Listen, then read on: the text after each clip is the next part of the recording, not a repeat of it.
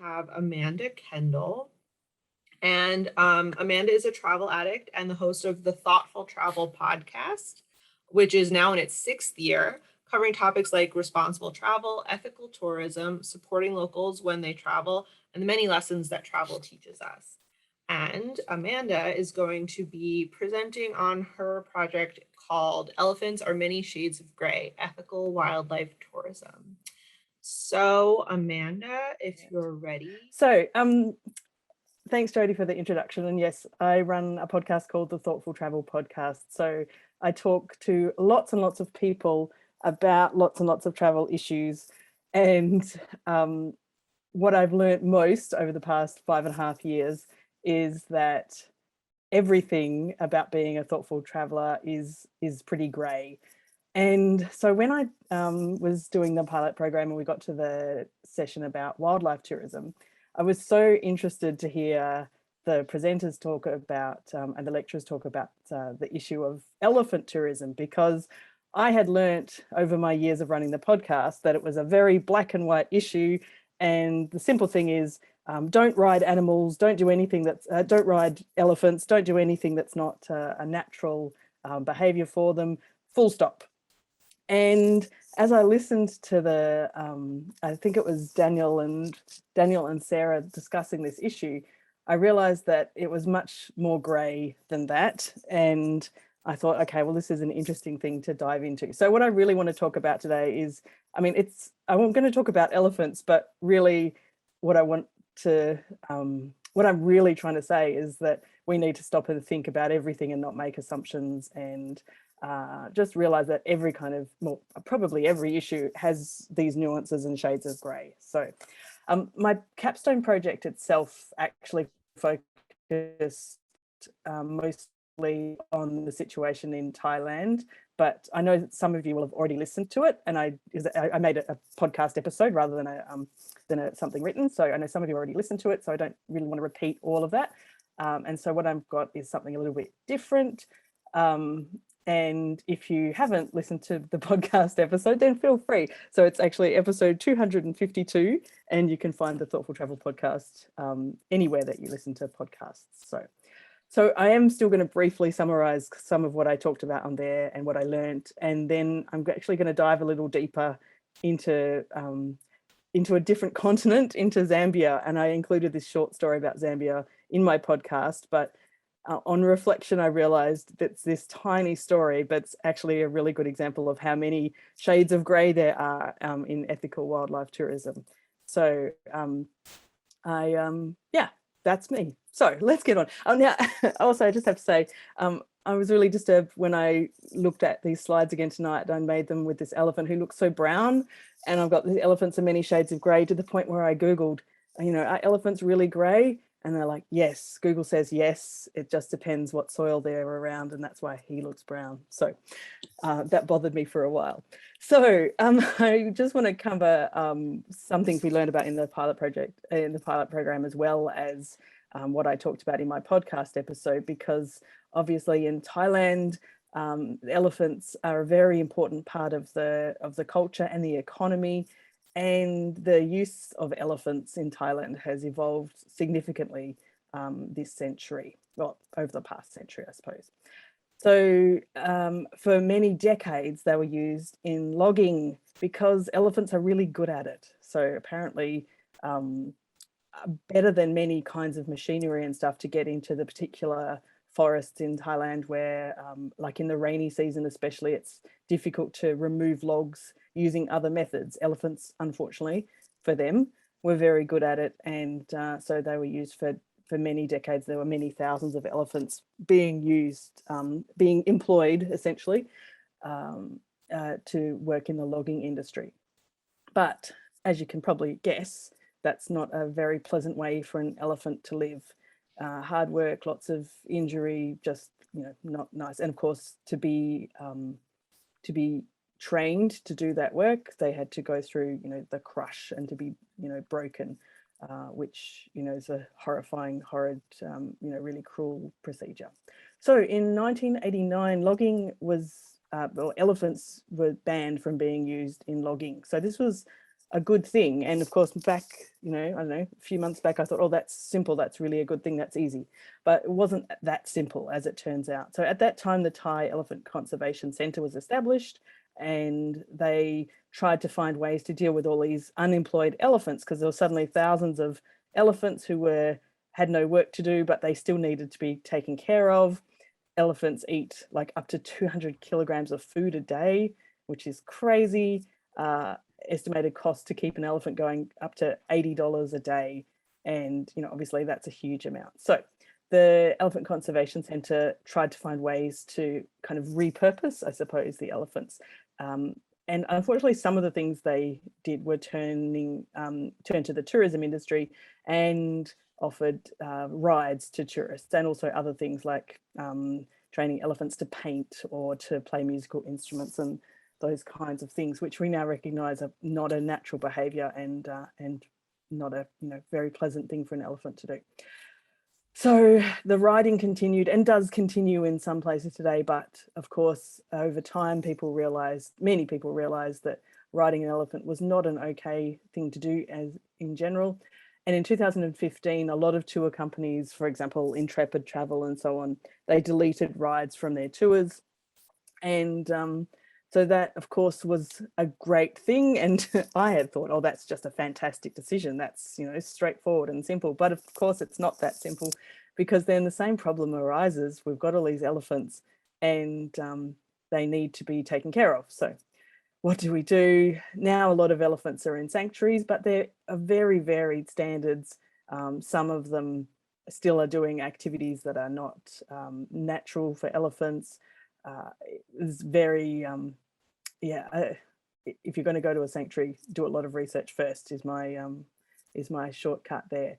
The biggest problem is elephants live a long time. They can live like up to 60 years. So it's not a short-term fix. There's thousands of elephants there, and we need to figure out and help there to be ways to deal with them best. So I learned about the 4 views of wildlife tourism from Joan Ben-Trupa-Boima, and all the references are in my podcast episode show notes if you want to have a look. But I thought this was a really useful structure to think about how animals are used in tourism.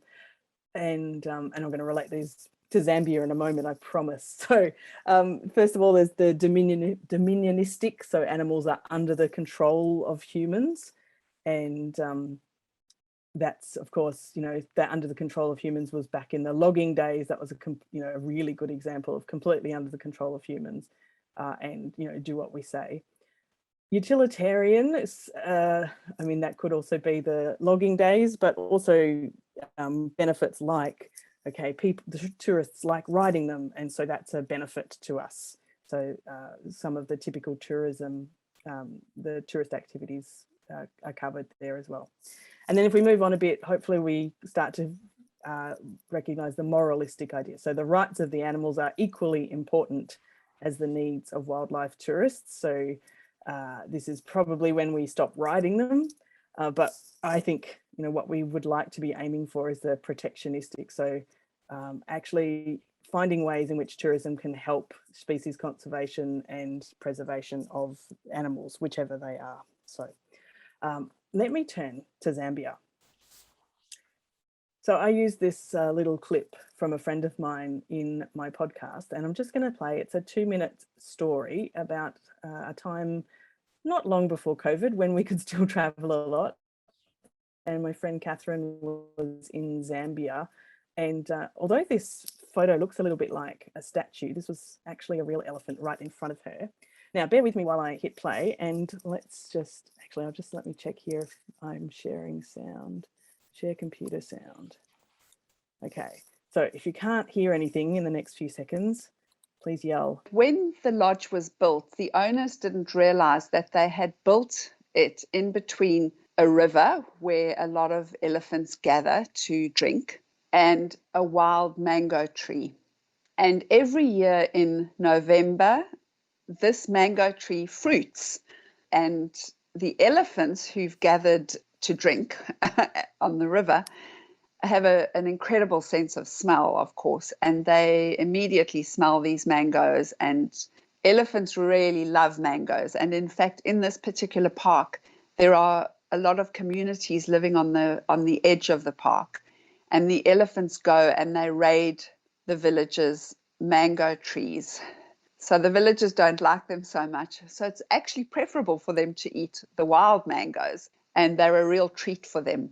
So instead of going around the lodge, the elephants do what is quite instinctive for them. They follow their natural path from the river to the mango tree, and it just so happens to take them right through this lodge. Luckily, the reception area is open plan, so it's open on either side. But the elephants do have to climb up some steps, and they walk straight through past the reception desk and down the other side, and they stand just outside the lodge eating the mangoes and feasting on these mangoes. Anyway, I was lucky enough to see an elephant come through, and I stood behind the reception desk, and this elephant came past and he stuck his trunk over the reception desk. It was as if he was looking for a pen or something to sign the guest book. And then he walked over to me and he put his trunk over towards me as if he was sniffing me to see if I had any mangoes on me. And then he carried on and off he went. And he then stood outside feasting on these mangoes. So I love that story of Catherine's. And I remember at the time when it happened thinking, oh my goodness, that's crazy, in a good way. And now I've come to reflect a lot more on this tiny incident. And I've kind of thought that there's actually parts of this story that fit into all of these views. So there's the dominionistic kind of part where the villagers, so you might recall Catherine said the villagers don't like the elephants coming into town. So this is one of those situations where, urbanization, or at least a town, has encroached on their territory, on the elephants' territory. So they're coming in to steal the mangoes. So the humans want to kind of control that and say, we don't want the elephants to eat our mangoes. So the wild mangoes, okay, that's okay, but not ours that we're cultivating. Also, I mean, the safety issue of the control, of being under the control. Like I don't know the answer to this question, but I don't know what would happen at that lodge if an elephant was to inflict an injury on a guest. What would happen? Would they be shot or something? I have no clue, but it's a question I would raise. The utilitarian part of it in that area. So I think obviously there's benefits to tourism because they take safaris in that area, and they obviously tourists like to see the elephants. There's also the promotional benefit of showing a video. There's videos of that lodge online showing the elephants walking through. You might see these elephants if you come and stay at the lodge. So there's those benefits to attract tourists. The moralistic side of it, I thought, okay, so they decided they're not going to cut down this mango tree at the lodge because the elephants they're equally important, their rights. They have just as many rights to be there and eat the mangoes. Although I would also ask the question, if they have equal rights, should the lodge owners have done more research first? So they realize they would know they're building their lodge through the middle of the elephant's path, and maybe change that. And then finally, there's an interesting extra aspect, which you didn't hear in the extract, of the protectionistic side of it. Catherine told me that at this lodge, it's quite a high-end lodge, and they have a range of jewelry that you can buy, elephant related, and it's sustainably and responsibly sourced. It's really pricey, and those proceeds are going to conservation projects. So there is that kind of view of it. So just from that one tiny experience, I thought there is all of this stuff going on, and it's hard to know. I mean, I still have a lot of questions on this one little situation, so that's the kind of the shades of grey. Very vague, very broadly speaking, the elephant-sized questions, I suppose, that I would ask if I was traveling and I was going to see elephants. Seeing them in the wild would be the absolute best way. But if you are, especially in Thailand, I think, back to Thailand, I believe these are the things to be looking for. Direct human contact should be infrequent or not at all. Are the elephants entertaining humans in some way. Even bathing elephants apparently causes distress and can cause skin issues and all sorts of stuff. In fact, one of the reasons that I started thinking about this whole issue was that Daniel Turner in the interview session 5 in the pilot program mentioned that actually riding the elephant may be less distressing for an elephant than things like walking with them or washing them, because their riding is, they're much more, there's less distraction and less craziness going on around them. Also, riding. Are elephants ever ridden here? Don't go somewhere where they're riding elephants. That's my my quick summary, because I wanted to put that there. So there's heaps more information in the podcast, and I saw Vincy has shared the show notes and the links to that. So if you want to have a look or a listen, then I've got heaps more info in there. So I will stop sharing my screen and see, I have talked a lot, sorry. I've still got a couple of minutes, haven't I? So let me see. So many questions. Jodie, have you been tracking these? Can I? Lots of really interesting comments, and people just, interested in talking a bit about, there was one, I scrolled past it by accident, but there was a comment about just comments, yeah. About how we define things. And I spent some time in Thailand with elephants, and when I was there, it was a black and white conversation. So it's really interesting to learn a bit more about the nuance from you about what is, all the other things to be thinking about, and what about all the people involved, and how this is affecting their livelihood as well. Did you, when you were looking at the questions surrounding elephant treatment, what did you come across things about the communities or the people who own these elephants that can no longer make a living, and how that affects them? And are there any ways that tourist initiatives are trying to support those people? Yeah, absolutely. Like, that's another, massive part of it, is that the mahouts who have been looking after their elephants, and sometimes are the owners or the owners of the elephants, still need to make a living in a way that they can, afford to support these elephants, because it's much more expensive to support an elephant than like a child, as it turns out. I can feed my kid on $80 a week, not $80 a day, so, or less. So yeah, that's a huge issue, and I can't tell you off the top of my head any good solutions that they found, but I think that goes back to working together properly with the local communities in a way that provides them the opportunity to find solutions rather than them being imposed. I did see some examples of them being, some imposed solutions that didn't, from external sources, that didn't work out. But yeah, that's another whole aspect of it. I actually can't remember off the top of my head if I talk about that in the podcast episode, or it's just something I've been reading and working on elsewhere. Yeah, thank you. Dana wants to know, do the elephants you mentioned in Zambia, the ones in the lodge, live in a protected wildlife area? If so, does that have an impact on how they're viewed in terms of tourism?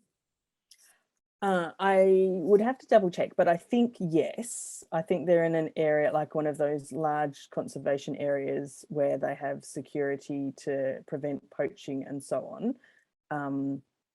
And well, it's a good question, but what I will answer with is, I had a chat for my podcast earlier in the year with a guy who was the caretaker of the last 2 northern white rhinos in Kenya, and he emphasized to me so strongly that the tourism was so essential for their survival. And during this COVID times, with fewer tourists going to Kenya, it was a really, really massive issue just to be able to afford the security so that they could protect the animals from poachers. So I guess that, yes, Dana, that's the answer. That does have an impact on how they're viewed, but it's, I don't know, I don't have a good, clear answer for you. Amanda, can you put the name of that lodge in the chat for people who want to learn more about it? Absolutely. And it looks like someone raised their hand. So I'm going to let you, why don't you go off mute and ask your question? It's not a question, it's more of a comment. And I just wanted to say, like, I think it's very much like a part of our, I guess, ethos of Rise Travel Institute to admit to not, we don't always have all the solutions. These are really complex issues. But that we continue to ask the right questions that center the marginalized voices, including animals, non-human animals. And so I just wanted to say I really appreciated your presentation and all the questions you continue to bring up and push around this issue. Thank you. Yeah, I feel like I've provided nearly no answers, but maybe that's the point, is that there are so many questions, and that's the important part.